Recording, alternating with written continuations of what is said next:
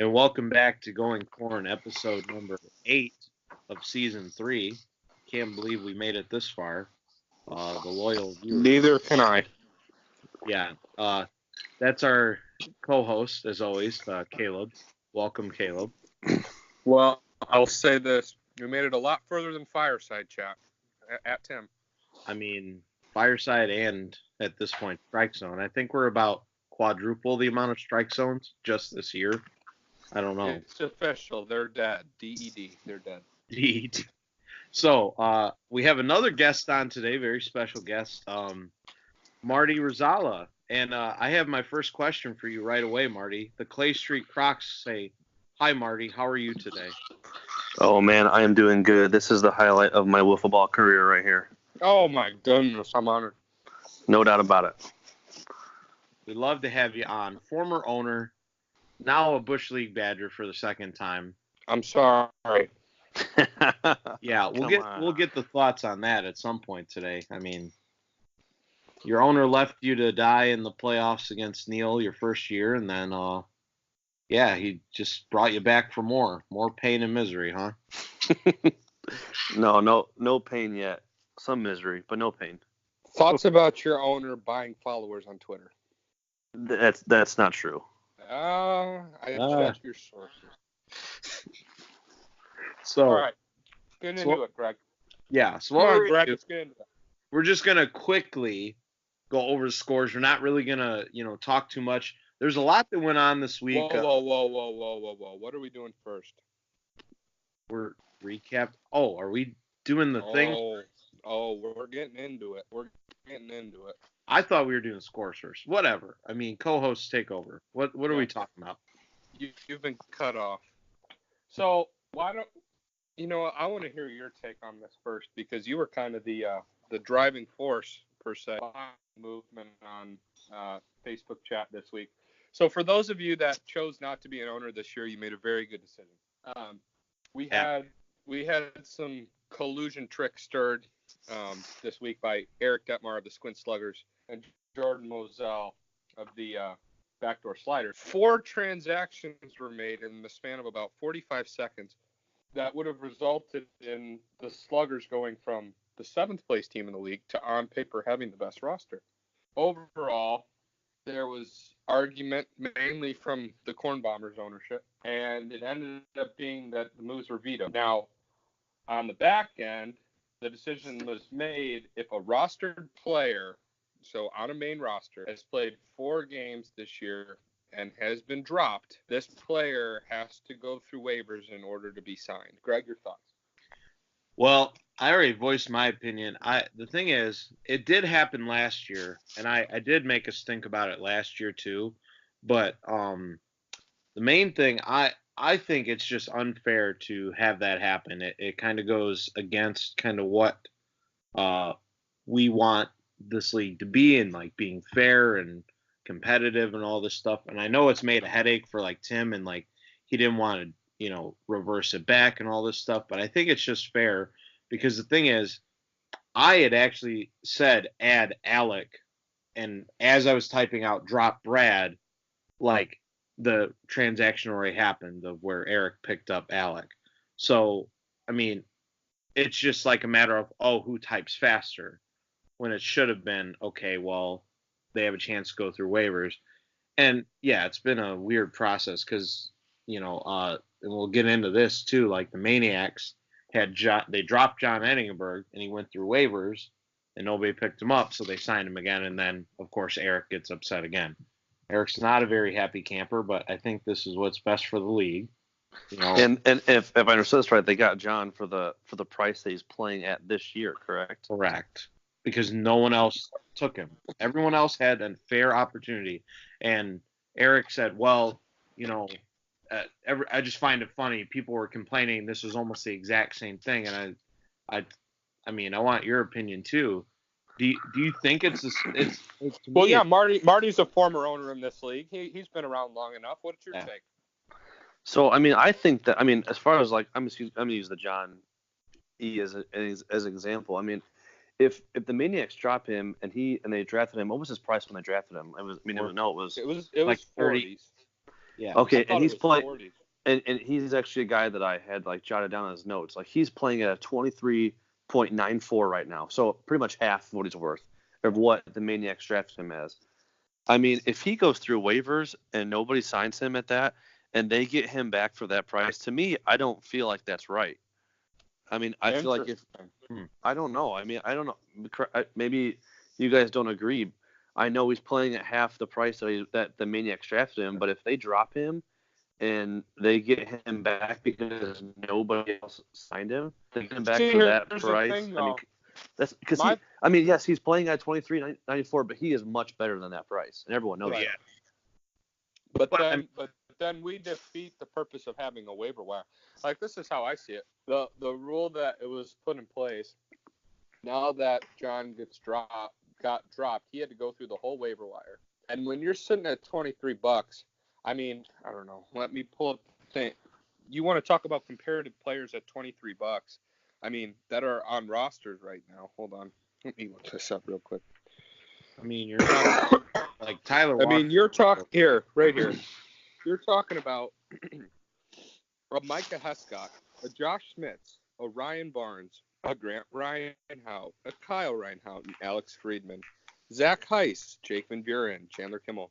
So you're telling me that all these owners get a chance to sign a guy for $23, and they have rostered players that are, no offense, much less talented than John Enningenberg. To me, shame on all of the ownership for not taking him. And if he gets back to Kevin made the right move and signed him. I agree that it poses a disadvantage to the rest of the league because John is a lot better than his salary, but everyone had a chance to sign him. And Jared and I were actually texting all day about this, and when it got to us, I mean, I can show you the text. When it said he said John's available, I said get him with like 15 exclamation points. Right. Because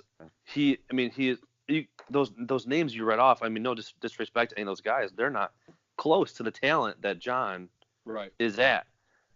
And we couldn't afford him because we took a penalty hit last week for starting our pitching rotation wrong in game 2. So another example of poor management from the Badgers. Sorry, no. Oh, you mean throw me off my game? Let me take a sip of my Raggy Red. Oh, should we do drink of the night? Craig, what are you drinking? I have water. Oh, boo! I've got a New Amsterdam Simply Lemonade raspberry mango combo. Ooh, interesting. But anyway, okay, yeah. Back to John. I mean, I guess I hear your point, Caleb. Yeah, if nobody takes him, I don't know how he got through that waiver wire without anybody signing him at that price. Well, yeah. Ask Brett Detmar. Brett, I think, kind of panicked. I mean, the thing is, I wouldn't have done that. I mean, I would have read the chat because that's what I had to do today. I had to scroll back through about 50 messages that I missed during school. But like, the thing is, for me, because the old rule was if you drop somebody, you'd have to wait a week to add them back, and you would get them at the salary they're playing at this year. So this essentially eliminated that week by giving everyone a chance to sign him. So it's on Brett, it's on everyone else that didn't sign him to say, okay, well, we know he's a better player. Like, okay, I need to figure out a way to get him on my roster then, and make tough decisions. But nobody decided to do that. I mean, Grant had a chance to drop him for his brother. I mean, let me say this. I think I'm the only owner that physically could not sign John Enningenberg. Continue. Yeah. So for me, I think that's why it's completely different from what Eric's talking about, because Kevin also mentioned it's like there was four moves made in a span of a minute rather than this, which gave everyone a fair and equal chance at that player. So that's just my thoughts. I don't know. Any other thoughts? But either way, it happened. It's through. And this is the perfect transition to us giving our thoughts on the teams as they stand. Usually we recap the past week, and then we kind of chat about it. but we always like to give the guests a little bit of flair, and Marty wanted to do power rankings. People asked for power rankings, so we're going to do power rankings. How does that sound? All right. Let's do it. All right. You want Greg, me? why don't you get us started? Okay. So we're not going to do scores at all, right? Okay. So no. We'll just go right into people can look online. mystatsonline.com/Leroy Wiffle. Anyway, number 12, I'm going to go with, and this is based off roster construction right now and record for me. So it's kind of a combination of both. I'm going to say the Sliders. I know that's controversial considering my team's 0-8 and they're yikes. But I still think they don't have a fourth yet.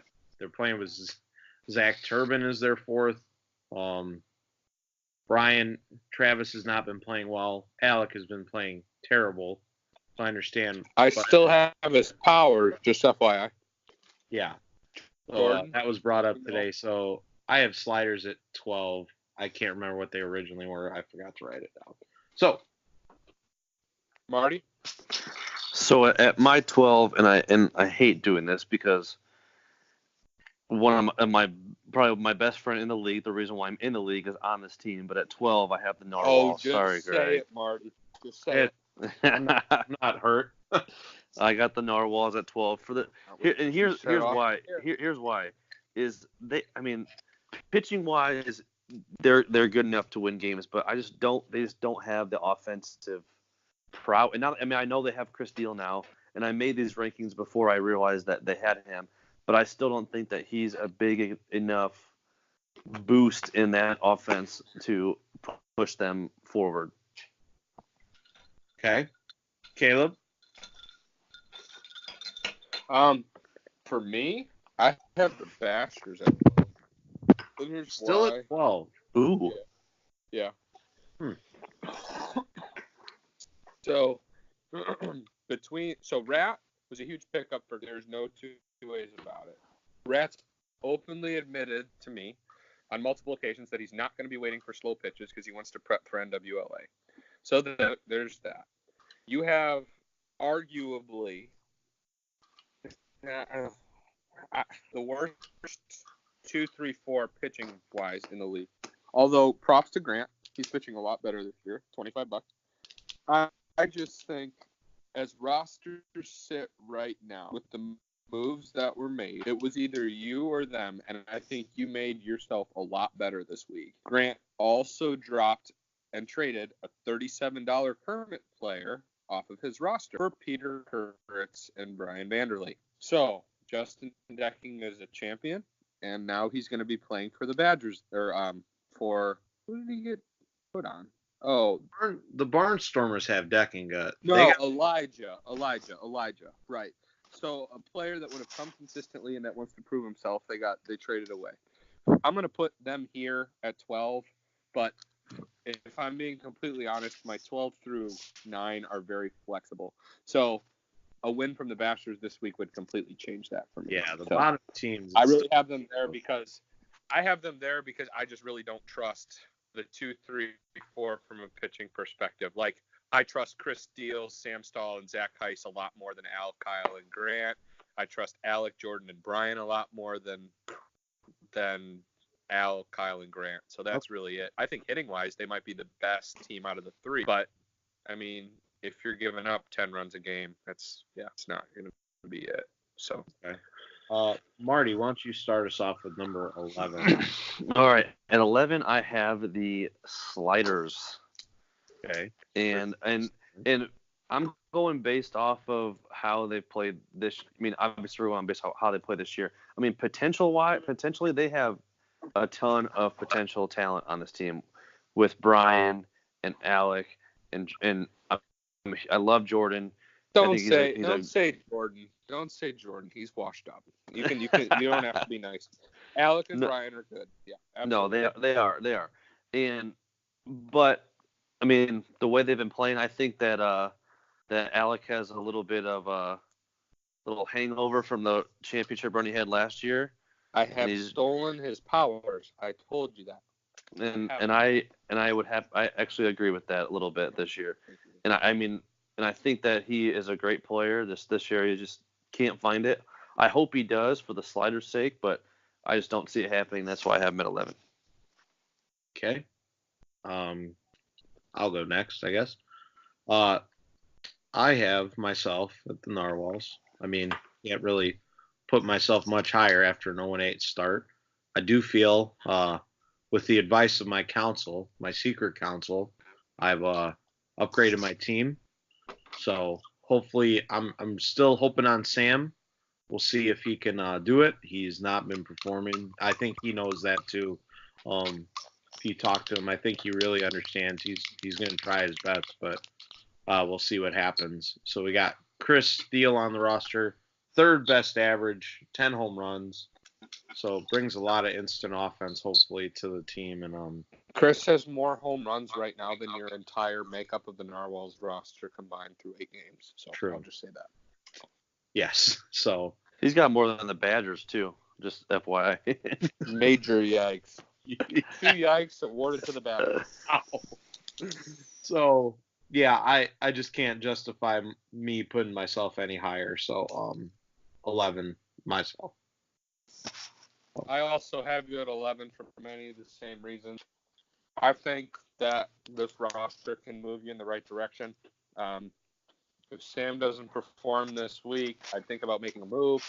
He has potential, but at some point you can't base what you do off potential. I think this is a big week for you.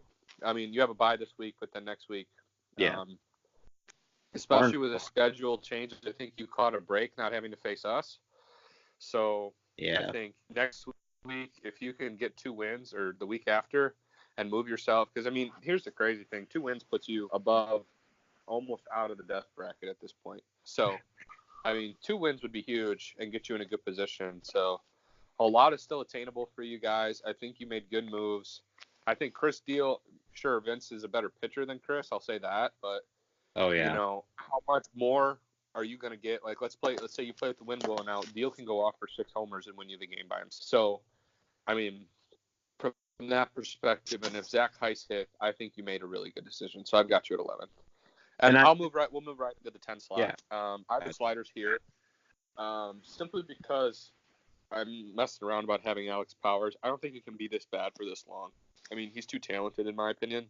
And if he comes around and Travis comes around, that's, I think, a top 4, 1-2 in the league, to be honest. And I think that's enough to get them winning games. I just think Jordan's got to decide, you know, Jordan's $19 right now too. Last year he played at 32. The problem with him is that, you know, he has these expectations for himself, and then he just realizes, so I'm just going to have some fun and play, and then he plays better. He needs to play loose. He needs to play free, and he needs to get Ryan Barnes there. Right now, Ryan Barnes is the only player on his team playing above his potential. Alex, $43, he's playing at 20. Jordan's $32, he's playing at 19. Brian's $30, he's playing at 23. Ryan is $20, and he's playing at $29. So if you can get Ryan Barnes there, he's the best thing going for you right now. He's the highest salary out of those 4. So. But they're 67 cents short because of, again, penalties. Well, yeah, that's the other thing. I wasn't going to get into that, but yeah, I mean, if you look at these bottom teams too, I mean, and this is pretty obvious. I mean, the teams that are not playing up to their potential because these guys who were worth so much, like Alec, like Brian, like, and I'm even talking about myself and Jared. I mean, we're playing at like half of what we were drafted at. I mean, it's just crazy how this year has been going so far. And you have a guy like Justin Deckinga playing at $37, almost $38, which, well, I mean, and I know I'm kind of going off topic a little bit, but you got like Deckinga, who I'm a big fan of, but he's not as talented as John and Nigenberg, who I keep going back to John because those numbers are just baffling my mind. Yeah, and also Hayworth is playing at $41. Yeah, that is another one too. But James is also a really good player. Noticing a theme here, boys. Noticing a theme. James is a good player though. He's talented. He's just I think that he kind of got underrated a little bit over the last couple of years, and then last year playing with Caleb, Caleb just found a diamond in the rough. Yeah, I think he wanted to prove himself as not like a last round player. because he kept asking me, "Oh, what round would I have gone in if Caleb didn't take me?" And I told him I was like probably third, because like he didn't play that well the first year. I mean, no one really saw him. Everyone knew he's kind of a fast guy, good fielder, but anyway, I mean, yeah. So, that's Sorry, I got you guys off topic. That was no, my it's fault. good. That's fine. 10. Who's your 10th pick, Marty? My number 10 are the Bashers. Okay. I'm I'm a gonna say former same for me, so we can both kind of talk about this. I'm a former Basher, so I'm a fan of the Rhinehouse. I had Alex and Kyle on my Dusters team last year, so I know them. And the reason why I have them above the Sliders and Narwhals, for the simple fact is when you watch them play, they have a good time. And adding Rat to that team, I mean, I know, like you look at like Matt with the Turtles, he's all about having like the most fun in the league, and that goes a long way. Having a good time goes a long way. And I want to talk about Rat a little bit too. I don't know him on a personal level, but I gain a huge amount of respect for him because a lot of guys in this league would have not come the week after they got signed by Grant and had to stop playing with Caleb. And he came and helped them win a game when they were talking about, the Bashers may be the first winless team in Leroy history. And he comes and helps them win a game. I mean, props That's to a him great for sure. point. Yeah. Yeah, that's why I have them up here too. Is the same kind of reasons that you do. Bashers have Rat. It's a different culture change. I've mentioned it multiple times on this podcast. But yeah, it just comes down to I feel like they should have dropped Al or Kyle for John or for Vince even, while they couldn't have afforded Vince. But um, they had a couple chances there to kind of improve their team. But yeah, it goes back to that fun thing, like you said. I mean, they like to have fun, so see if it works out for them, gets them some wins, and keeps them out of that, bottom spot. As long as they're out of the bottom spot, that's all that matters.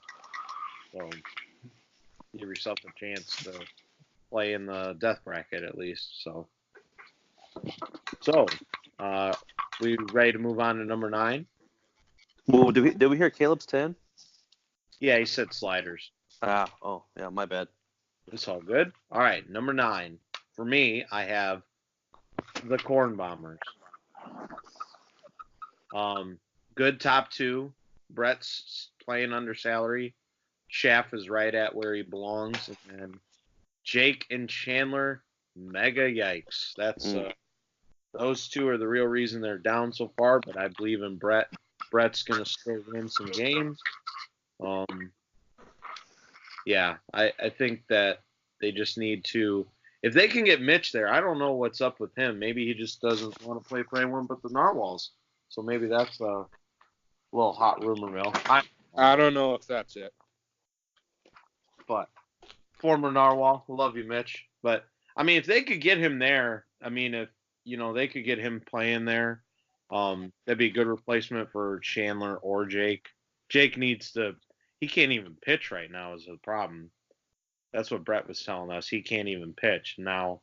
Also, the Corn Bombers are now -3 in salary as well, so not really helping them out in next facet there. So 9 Bombers. Yeah, I have the Bombers at 9 just because of Brett Detmar. I mean, he's a Hall of Famer, second best player all time in Leroy. But I don't know. You made a take that said you got to trust Brett that he's going to win games. I don't trust Brett that he's going to win games. Not when you're passing up on John Enningenberg at $23 with Jake Van Buren on your roster. I don't trust that. I mean, that's I don't know. Like, he's got an internship now. He's downtown, and that's my boy, so I can say this, and he knows it. I mean, he messed up big time. I mean, he probably passed on the one player that's going to come through that would have. I mean, you think about it. You could go 1, 2, 3 of Brett, him, and John. I mean, how much different does this feel if you're making power rankings? If you look at the Bombers and say they're 1, 2, 3 are Brett, Kyle Schaff, and John Engenberg. I may have them jump up 3 spots, maybe even 4, honestly. So I mean, he really messed up. It was a bad time to not really pay attention to what's going on, and I think he's going to pay for it because with the way this new thing is set, if there's a good player that comes through the waiver wire on low value, they're going to get scooped up. Like, that's just reality. So I have the Bombers at 9. Out of the 4 teams I have in the bottom 4, I honestly see them sliding down more than the other ones. But yeah, I mean, like I said, those 4 interchangeable. The Bastards could win 2 this week, and they jump up to that 9th spot. Any one of those teams has the ability to go off, especially with the moves that Narwhal's made, the sliders potential, and then Brett being on the Bombers. But I don't know. He really shot himself in the foot this week. That's my take. That was a tough one. We'll see if he can recover from that move. But Marty, you're number 9. Yeah, I got number 9. I got the Turtles. I know I talked about them a little bit ago about just having fun, and they are doing that. But I think fun can only go so long. At some point, you got to have. I mean, Matt's not what he used to be. I know he's got some arm issues, and I'm still just baffled. It's been a couple weeks at the dropping of Justin, and yeah, so Thank you. Everyone. And that's why I got them there. But I can see them jumping up in the rankings here. If we were to do this a few weeks from now, I can see them being up a few spots. But for right now, that's where I got them. Wilter's going to carry the load?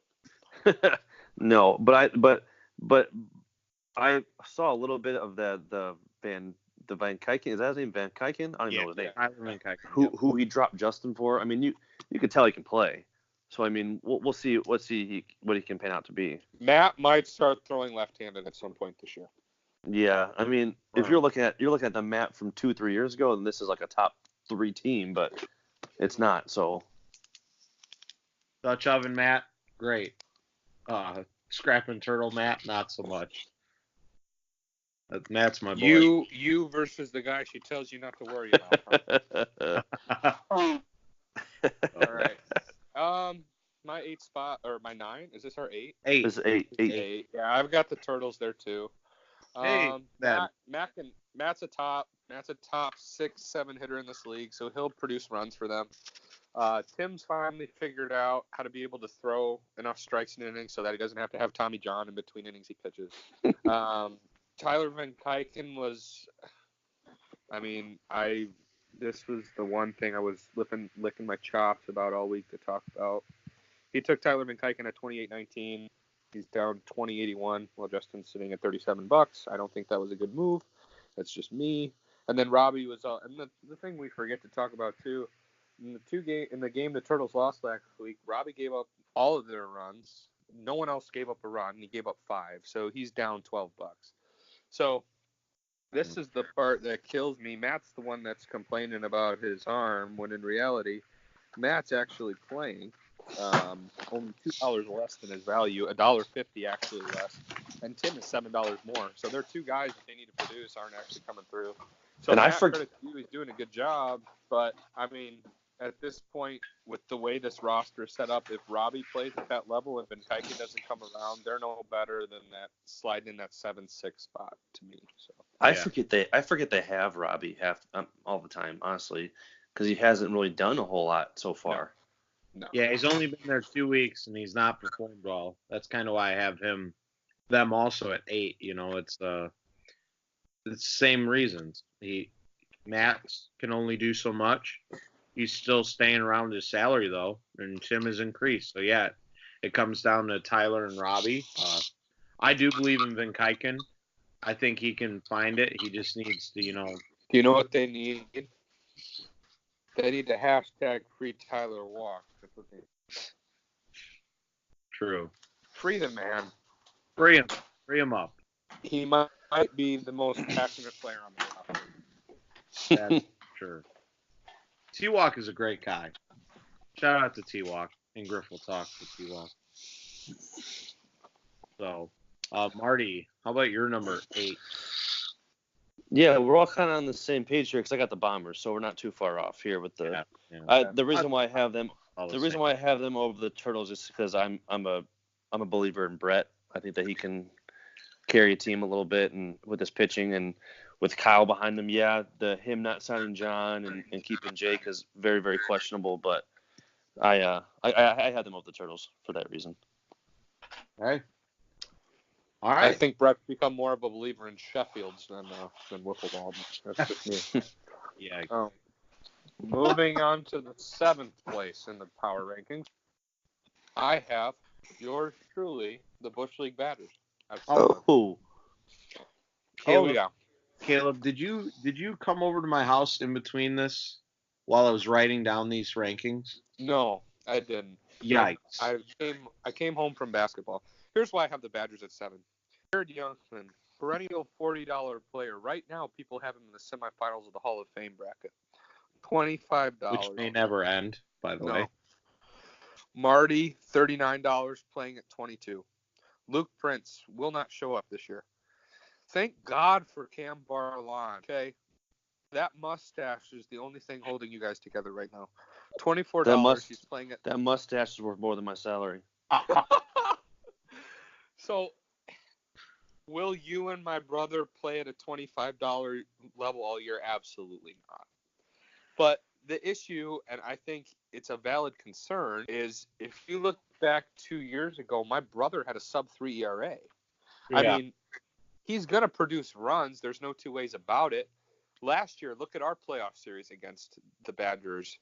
The Badgers, with Shane, Wes, and Jared, better hitting team than us. Okay? Like, not even close. But if you're going to throw us a 5-pitch count, if you're only going to make it through a fast pitch count once every 6 at-bats, James Hayworth is going to hit 6 homers off you in a series.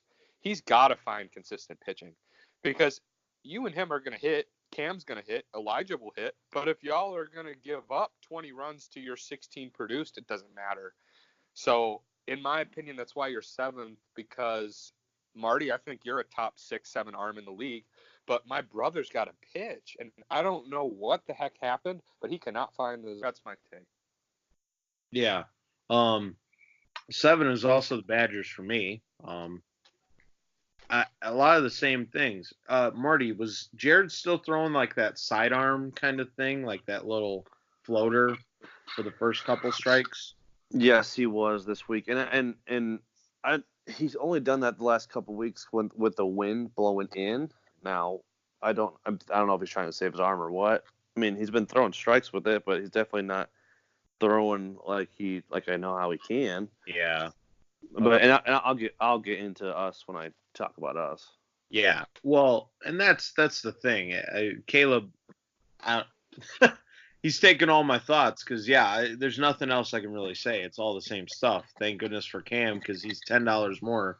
Like I've said on the show, without Cam, you guys might be winless. I don't agree with that. Oh, they would have still won against us. Marty and Jared actually put some right on the line, of course. But I mean, anyway. This is the one solace I have with the Badgers that you guys are at 7. I know my brother better than most. Hopefully, I do. He is not afraid to make moves. He is ruthless when it comes to that. So he's going to do whatever it takes to put himself in position, and I think he'll figure out how to pitch. And I want him to pitch. I want him to do well. It's just at some point, like, I don't know how you go from being a sub-3 ERA and throwing, top 10 velo in the league to not being able to hit the zone. I don't get it. He doesn't have arm issues. I don't know. Marty, what are your thoughts? Who's your 7? My 7 is the Maniacs. I got them at 7. Okay. Why? Kevin and Jack are playing well, but with John, he's not where I think he should be. So for that reason, that's why I have him there. If John plays up to his potential, then they bump up a few spots in my opinion. But right now, as I see it, I don't see them higher than 7. Yeah. Vince may change that, but and like I said, I made these rankings before I knew what the moves were. Yeah. So I kept them. I just kept them. I wasn't going to change them based on those. And I know Vince isn't playing up to what he's capable of either. So that's why I just kept them there. But I'm gonna jump right into 6. Can I do that? Yeah. Go Because ahead. I have us the Badgers at 6. Okay. So I'm not too far off you guys. So let me talk about us for 1 second. Okay. Every week you guys talk about our pitching, and I really don't think our pitching is the issue. We have not hit. I mean, Yeah. Jared and myself have been god awful from the plate. And I mean, I don't have a home run through 4 weeks. And Really? I don't have one. Oh, jeez. I didn't Yeah, know so that. I mean, yeah, no, we're struggling big time from the plate. Pitching wise, when we gave up. Let's see, we gave up 0 runs in the first game against the Narwhals. We gave up 1 to them, and then we lost 3-1, and then 1-0. So I mean, we're not giving up a ton of runs over the last couple weeks. The first week when we played the Vultures, we came off a bye. So I mean, that's our first week of the season, so we're all super rusty. And even those first 2 games, we don't give up a ton of runs. Right. But hitting right now, our offense is just awful. Pitching is going to be there. I'm not honestly, I'm not too worried about the pitching, but me and Jared have to figure out how to freaking put the ball over the fence. Yeah. Yeah. Let me just double check before I say this out loud. So Jared, I just looked this up, is at 206 batting average, Stop. and Sam is at 214. And I believe That's that I'm fake at what news. 406. Possible. 206? Yeah, he has not hit well, and he knows that. Jeez. Let me double check that to make sure. Yep, 206. And here's the thing too is that we're making more contact off of fast pitch. I mean, Jared and I have struck out each a handful of times, swinging and missing at slow pitches. Oh, jeez. So I mean, we just cannot. And I don't know. I think it's getting to the point now where we're like the Rube Baker from Major League, where he can't throw the ball back to the mound from behind home plate, where it's just all in her head. Well, if I know anything about my brother and you, there's no way this pace continues. So I'm sure you'll climb up the chart, but you don't want to hang around that spot too long because then you get an unfavorable matchup in the first round of the playoffs. So you want to climb up the charts for sure. Yeah, and Jared and I, like I said, we talk regularly. You know, the quicker we can figure out who our fourth guy is going to be and get him playing with me, Jared, and Cam on a regular basis, the better off we're going to be. I agree. True. I agree. That's a good take. My Number six. 6. My 6 is the Maniacs. My 6 is Maniacs. Stop. Let me talk. Okay. Cut me off. The Maniacs. Number 6 for me. Up 3 spots from my original ranking. I do remember that ranking. I got to play them. The thing is, I think their pitchers, like a lot of those guys, don't really overwhelm me. You can probably hit off their fast stuff. John and Kevin for sure. Jack is just wild at times. But Jack's a good hitter, and so are the rest of those guys. He needs to start playing more consistent. But with Vince, I took that risk of dropping him, and he got signed to a good team. So it'll help their pitching out for sure. But I still think he can get that team. But I think they're more of like a 500, like a 12-10 kind of team now. After going 1-3 the first 4 games, I think they're right around that, so right in the middle of the pack there. So, Caleb, Maniac. Fuck. Yeah, I think I put the Maniacs at 6 just because you still don't know what you're going to expect. Kevin's been excellent this year, and it's great to see. 38-50, up from 30, so he's getting back into the form that he was at a while ago. But the thing that I don't know. Jack is up $12, playing at around 50, which is really what he's worth. The issue with Jack is you don't 6 home runs this week too, so that boosted his salary. Right, but the issue with Jack is too, if you get into a game that goes deep into extras, you lose him for softball. So, Lucas is only 19, so you don't really have a ton of options, for his roster. And apparently he's got John Ingenberg on both his Kermit and his main roster, so that's good. But Yeah, I think adding Vince is huge. I think that gives Kevin a reliable number one arm-wise because Jack and him honestly don't throw a ton of strikes. But on paper, again, but I had them number one overall, and I wrecked them week one. They look like they have a great team. They just need to come together and perform and put it all together. So until they do that, I think there are 5 teams in the league better than them. So my pick. All right, number 5. Number 5 for me is the Sluggers. Oh, good. We are the same. Good. This isn't your 5? No. Oh, Wonderful. Thank the Lord. Oh my God. It's about time. Good. They signed Colin Lanbach. Big ad there. They need Jason to play. He was in that whole collusion thing, whatever that you want to call it. It wasn't whatever. If you want to say it's not collusion or whatever, you don't have to use that word. But Jason's playing at $17. But James and Eric are playing very well. Eric's very close to his salary. James is playing out of his mind at $41. And Colin is a great hitter. He's going to help that team in hitting wise, being able to put the ball over the fence. And so we'll see what they do if they keep going with Jason or if they move on to somebody else. So I'm sure the wheels are turning, especially after that whole thing. So yeah, Jason's in 206, also the same as Jared Youngman. So at my 5, I have the Vultures. And here's why. Well, really, and me and Dave have a good relationship, so he loves it when he gets challenged. We'll really get to see if Dave is able to lead a team at this point.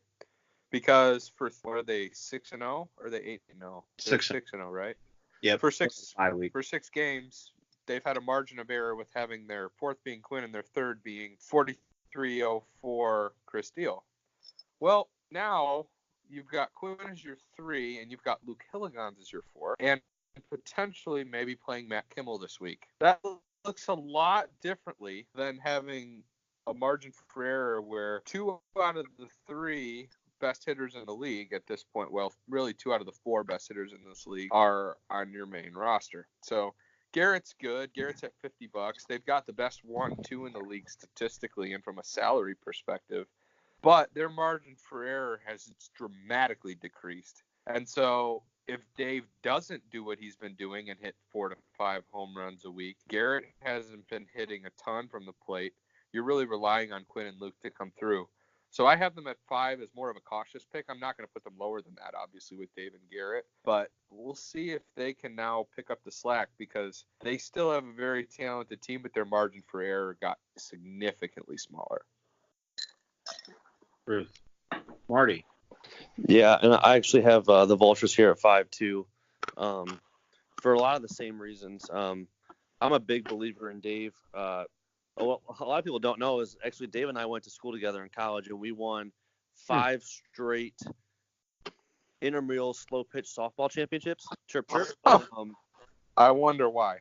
And Dave was on that team, and he's got a fire inside of him like you wouldn't believe, and it's obvious the way he plays. But I don't think that he can carry that load all year long like he has been so far. And with the loss of Chris Steele on that team, it's gonna hurt them. It's gonna start to show a little bit. They kind of remind me a little bit of the Dusters from last year, who just benefited from picking up tournament players every week and getting guys that can play a little bit. And I think it's going to take them a while to figure out who their full 4 are before playoff time. And I think by then it might be too little too late, where they're not going to have enough time to kind of mesh with each other in order to make that deep run. Right. I agree. That's everyone's number 5s, correct? So correct. 4. Caleb, why don't you start us off? Yeah, I have the Sluggers here. I mean, to have a 2-4 team as your 4 seed, I mean, I think that speaks to how much respect I have for Eric. I think picking up Colin was maybe the best pickup of the week that really isn't being talked about. Colin has potential to be around a $45 to $50 player. You add him with Eric and James, that's the best 1, 2, 3 in the league. With Colin, Eric, and James has really been their best player this year, to be honest. 41-61. He can pitch, he can hit for average, he can hit for power, he can field. I mean, Eric's been good too. Don't get me wrong, but I mean, James has really turned into a potential top 8 player in this league. He's turned into a star, so it's good to see, especially doing it so quickly. I mean, this is only his really second year, to be honest. He only played about 6 games year one. So, but they need to pitch. I mean, James still gave up a lot of slow pitch counts against us comparatively. Colin has been shaky on the mound, and Jason gave up the majority of their runs. So I think Eric solved a big problem with adding a big bat that can put the ball over the fence, because he did not have that his first 6 games. But you still need that to happen with everybody. So I think Eric got a lot better. I would have honestly, if he didn't sign Colin, had him around the 7-8 range. Adding Colin, I think, is big for him, but you still got to prove it. So I didn't know this real quick. James actually has 7 home runs. Right. Yeah. Ridiculous. Yeah. Batting 500. Yeah. Crazy. Having a huge year. Huge year. Number 4 for you, Martman. I got the sluggers here as well. And what's Marty and Caleb on this nonsense? I know, right? Being at 2-4, I think it's just a testament to, the respect that, I have for the teams that Eric puts together. I mean, Caleb mentioned it last week on the podcast about how, certain orders have identities that and they draft certain types of players to their team. And there's no player in this league that is more like Eric than James is. Right. Just the way they both play. Yeah, that's a good point. And with those two together, they're hard to beat if you are just playing those two, because they cover so much ground. They're both so fast.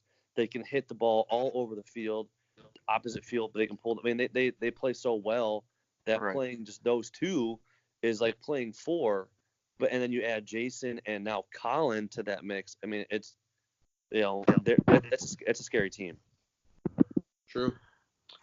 All right, we're gonna keep moving this along. Number 4 for me is the Vultures. They're 6-0. Can't blame them for that. Loss of Chris Steele is going to change that team dramatically. They have to see if they can do it with a regular 4, not a. Now people can stop complaining about the $160 salary team or whatever. They actually have a team that's under salary now, and we'll get to see how they play. Let's keep moving to number 3, because this has already been a very long episode. Number 3 for me is the Crocs. 7-1, top 2, very good. Josh Schmidt's playing very well. We'll see if Micah shows up and gets out of the fireworks stand. Caleb, number 3. I have the Barnstormers here. They're definitely making me eat my words. They're playing really well this year. Tuck came through and had a good week for them. Beldy's been trying to prove all the haters wrong. He's up $9. Gags is up $15. Warner's up that high. Again, they're playing really well together. Good chemistry. Like how they're vibing. I still stand by what I said. I don't see a guy on this roster that can change a game.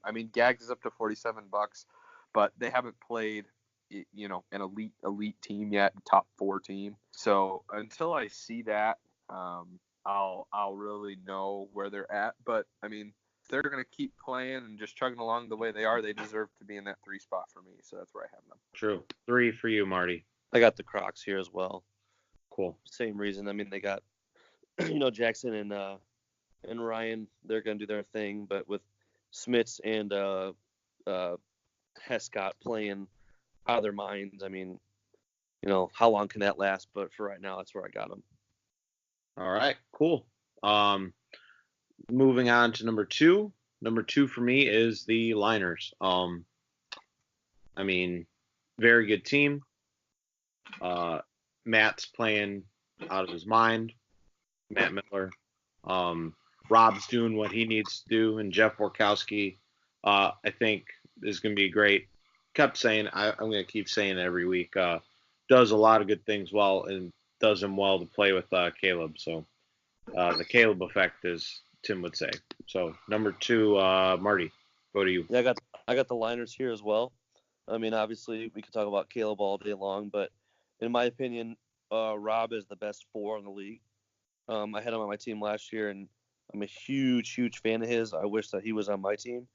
And you add guys around him and Caleb that start playing higher than what what they're projected to play. The Caleb effect, I'll mention it again. So that team's dangerous. Caleb's gonna do his thing no matter what, but Rob is just so solid of a role player and knows what he can do and doesn't try to do anything more than that. I'm just a big fan of Rob, and that's why I got them up there too. Cool. 2, Caleb. I got the Crocs at 2. They've been playing well all year. Bogus is high. Jackson's high. Josh Smith has been good for them. Cole has been awful. I don't know what's been going on. $6 worse than Colin Peters. Tell me how that's possible. I don't know. Colin Peters.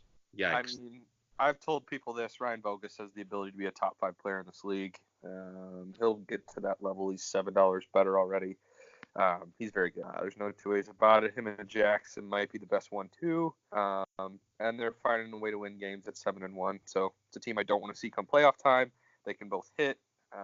7-1 is a good spot for them. So. All right. So if you've been keeping track, which I have, I believe Marty and I have the Barnstormers number 1, right, Marty? Correct. And the Liners for Caleb at number 1. Correct. Caleb, we know what he's going to say about his own team. He trusts in his own team, all that good jazz. So, Marty. Am I getting cut off? I just got to keep this moving. We're almost at an hour. We're not even to the second half of the show. Beautiful. We'll put out a 2-hour show. This will be good. Keep it going. All right. Barnstormers. Yeah, I'll talk about the Barnstormers really quick. If we'd have done this a week ago, I would have had the Liners at 1. But after playing the Barnstormers last week, and Caleb mentioned it when he talked about them, their chemistry together, and yeah, they don't have a solid superstar. I mean, Gags is really good. But he's not. He's no Caleb. He's no Eric, in my opinion. But he's good. But you add Feldy, and you add Tucker, and if you add and the way that Austin's playing, that team is about as solid as they come, top to bottom. And they're going to be tough to beat for sure. They were my preseason number 1, and that's why I'm keeping them number 1. A lot of the same reasons I, talked about. They're 6-0. I mentioned it before the season. A lot of great team chemistry. A lot, like I said, a lot of players that will make up for the fact they don't have a superstar. So those are my thoughts. Caleb, any words on your number 1 of yourself? All I'll say is I think this is the best pitching team overall I've had in 3 years. I'm just going to stop saying anything after that. Very good team, yes. All right, so we're going to end this half of the show. We're giving the viewers what we want. We'll get through Sam 3/4 of his day here, so this is what he wants. Okay. So anyway, we're gonna take a very quick break and then get started with previews for next week. All right, and we're back for the other side. Very quick break here, even off the air. So what we're going to do is we're going to quickly preview these games, these matchups for this week. We'll start off with the big heavy hitter, the Bush League Badgers versus the Backdoor Sliders, the 2 oldest teams in the league.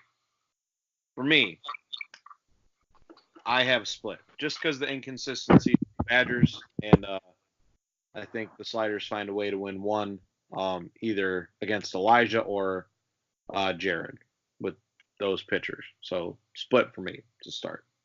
Caleb? Marty, you're gonna have to pick a tie. I have a Badgers sweep. I think you and Jared come around. It's gonna be 8 games for you guys. There's no way Jared sits at a freaking 204 batting average. His batting average is lower than the price of gas right now. So I don't think he does that for much longer. And if Alec continues to play the way he's playing, I think it's going to be a fun week to be a Badger. So your call. Yeah, I'm going to go with Badger sweep as well. I think me and Jared break out of it. And I think Elijah comes out and plays like he's got something to prove. Agreed. So 2-0 for the Badgers there. Caleb, next matchup? We've got the Marvelous Maniacs against the Clay Street Crocs. Anticipated matchup. I think this will be a good one, too. Marty, who do you... Oh, no. We have to talk before Marty. Greg, who do you got? I have Croc sweep.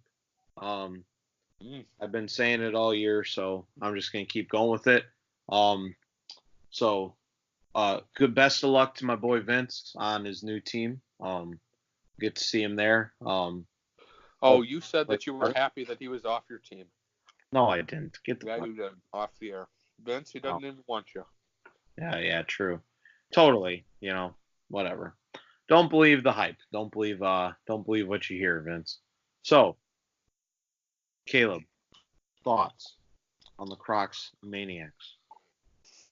I have a split. I think game 2, when the lineup flipped over, the Crocs will do well. But if they have Vince, Jack, Kevin, and John, I mean, if Josh Smits and whoever they bring for their 4 don't throw strikes, there could be a lot of homers if the wind's blowing out. If the wind's blowing out, it might be a Maniac sweep, low-key. Because that lineup is nice with Vince. The wind was blowing out to right, and Jack hit 6 home runs. So, and a couple of them should have been right at the fence or warning track. There were pop-ups, and then they went over. But, yeah, you're not wrong about them being able to hit some out. But right. Go ahead and break that top for us, Smart. I'm going to say split. So, my initial gut reaction is to go with a sweep, with the Maniac sweeping. Oh, wow. I love it. I just can't. I think it's going to be a split, honestly, but I would not be surprised if the Maniacs swept. I just don't see a Crocs team that has Smits and whoever that fourth may be as their 3-4 beating a team that has Johnny Niggenberg and Vince Carullo as 3-4. Yeah. True. Yeah. So we'll say a split for that. Next matchup, another big matchup. The Liners and the Corn Bombers. I'm going to say, sorry, Brett, I'm going to say Liners sweep here. Struggles from the bottom 2, plus you don't know what you're going to get. I mean, is Chandler even coming anymore? Like, so Liners sweep for me.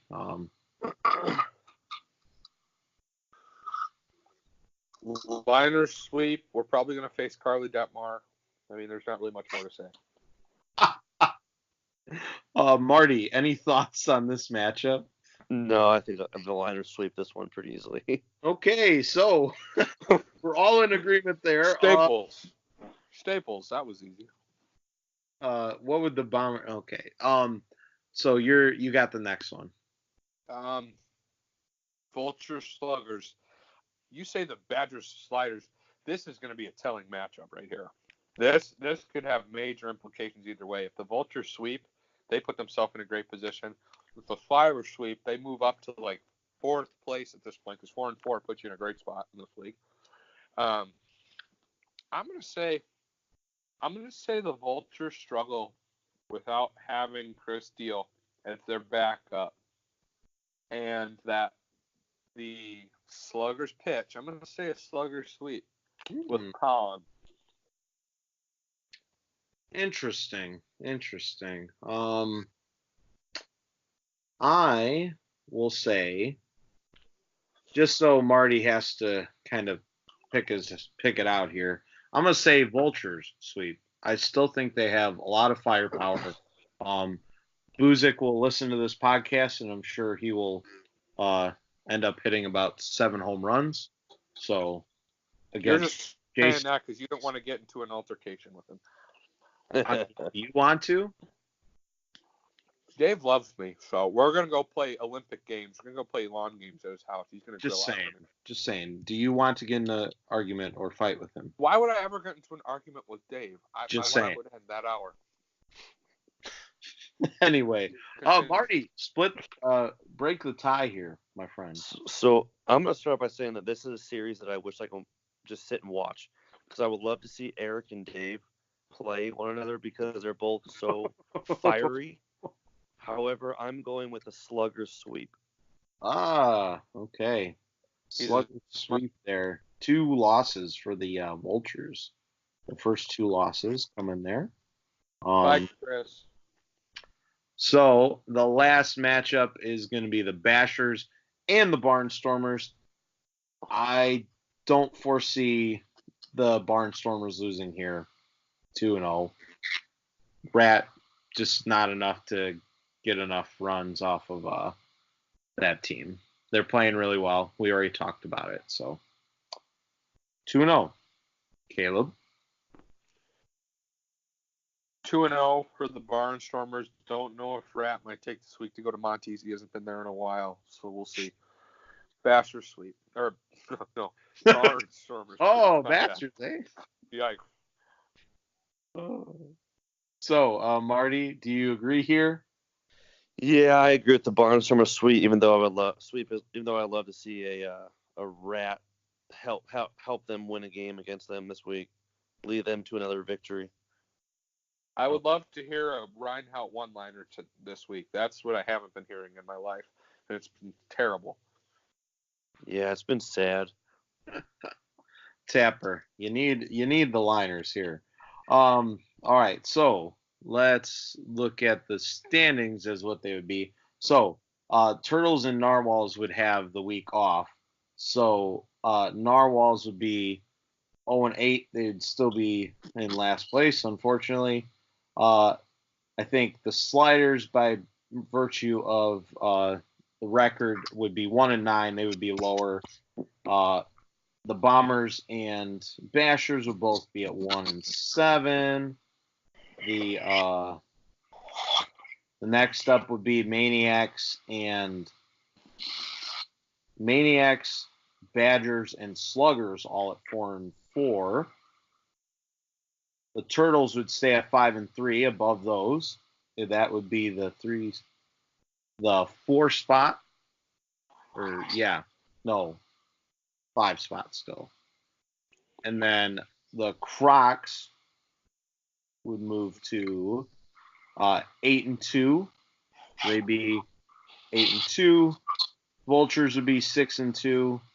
Or so I guess it'd be Vultures and then Crocs, and then Barnstormers and Liners would both be 8-0 at the top.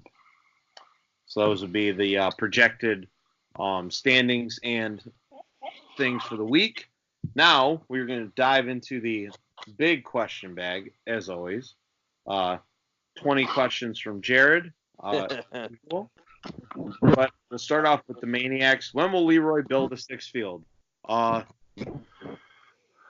Hopefully in 2 weeks when it's actually needed. So, thoughts? What was the question? When will the 6th field be built? I'm not on the grounds committee. That's not my job. I'm going on mute, huh? Yeah. Absolutely. A question in response to that, I think Jared was just trying to find ways to get other questions in. This is a question for Marty. How can we get the ball rolling for the Badgers, in your opinion? Jared and I got to start hitting. Drop the clean house with management, okay? Right now, you're like the Bulls, okay? Foreman and Paxson need to go. It's about time. Get them out, okay? The Badgers regime has yielded no titles. It's time to get them out. Continue. Jared asks, Greg, why did you drop Vince? He was your dude. Yes, he still is my guy. Just need to change things up, get a different team in there. So best of luck to him on the Maniacs. Because he was playing bad. That's why. True. Who will be the Badgers for come playoff time? Peter Kuritz, maybe? I think it's Ty Bothwell. Ty Bothwell. Yeah, that sounds about Do right. you guys even know who that is? Eric Ginter. Insert.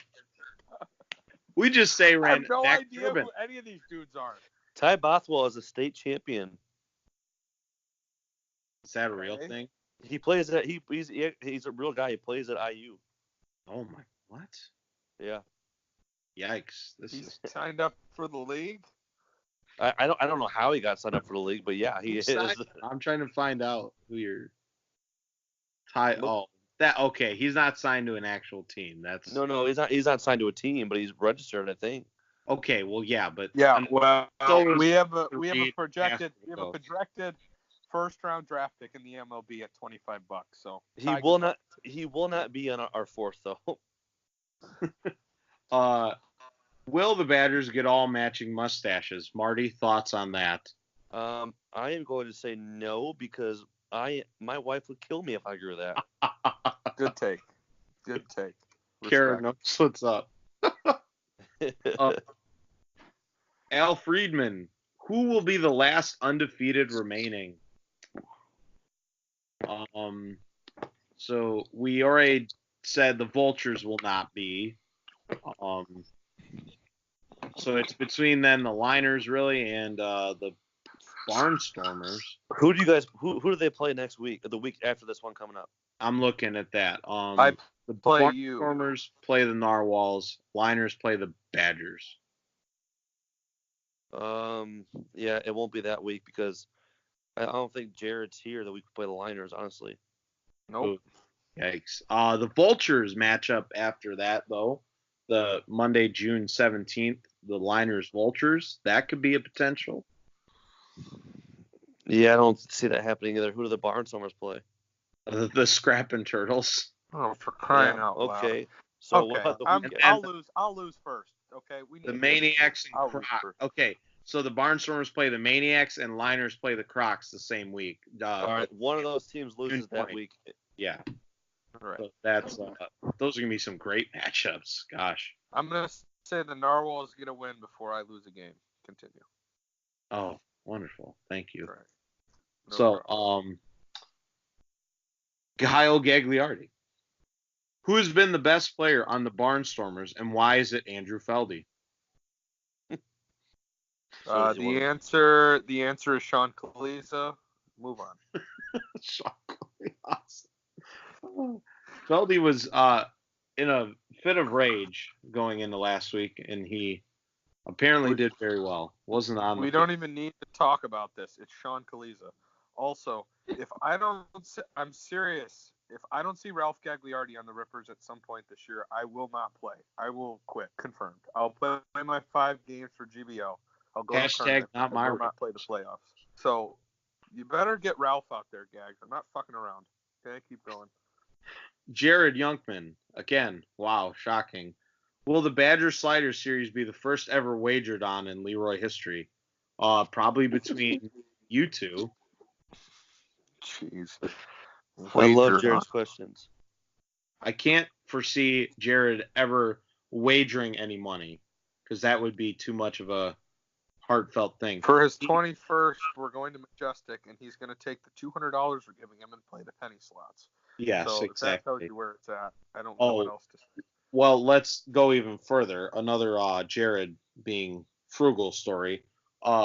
He gave me $10 for a burger and fries at Culver's, very kind of expensive place, and he is bugging me for the change. Not even 5 minutes later, in an hour-long drive home. The funny thing In is the that dude's got at least $8,000 sitting in a vault at our house. It's a legitimate vault. It's got 2 locks on it. He's hidden the keys strategically through the house. I think one might be inside Marley at this point. No idea.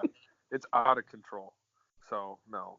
Sheriff, Moselle asks, what should the odds be for the Sliders Badgers series? And Jared asks, will the odds be in the favor of the Badgers, or what's the spread going to be? I've put the spread at each game -3 Badgers. So I don't even know how this works, so I'm not answering. exactly. Scrappin' Turtles asked a question. I have no idea what it means. Did George get to court yet? Don't know. Absolutely. George of the Jungle. All right, continue. And then Tim just responded saying, I looked over at Feldy striking Jared out last week and staring him down for about 2 minutes and got a chub, to be honest. That's actually a true story. True. Very true. So, any other thoughts, comments, questions for Marty or for... No, there was a question that you skipped, Greg. Wait, which one? Did you look in the owner's chat? God, why is there... From Brett Detmar. From Brett Detmar, you can't skip it. I don't know where it is because there's about 5,000 things. Will we ever see Flapjack again? No. Flapjack. Marty, you don't know Flapjack. Flapjack was the best player on WWF at the national tournament. Wait, that wasn't on With here. a name like Flapjack, how are you not the best player? What is his real name? We need to see this a second here. Hold on. I need to pull this up. We put it in the waiver chat, I believe. In that, you're still in that stupid chat. That's what it was. Did he put it in the waiver chat? No, he put it in that going corn question chat that he added. That he removed me from. Why did he remove me from it? I don't understand. He removed everyone except the wrong Jordan Moselle. Oh my word. This is out of control. What is going... Yeah, I don't even have it in there. Whatever. But all right, we've been talking for a long time. Yes. So that's going to do it. Thanks to Marty for coming on the show with us. Hey, thanks for having me. This was fun. I appreciate it. High quality guest. First time guest, loved by many. So. Hey, loved by many and I love many, so we're good to go. There we go. All right. So. Spoiler alert for next week. We may have Hank Youngman on the podcast. Confirmed. Yeah. Okay, then. That might be a show with Hank and Caleb at that point. Absolutely. So, for Marty, for Caleb, this has been Going Corn. See ya.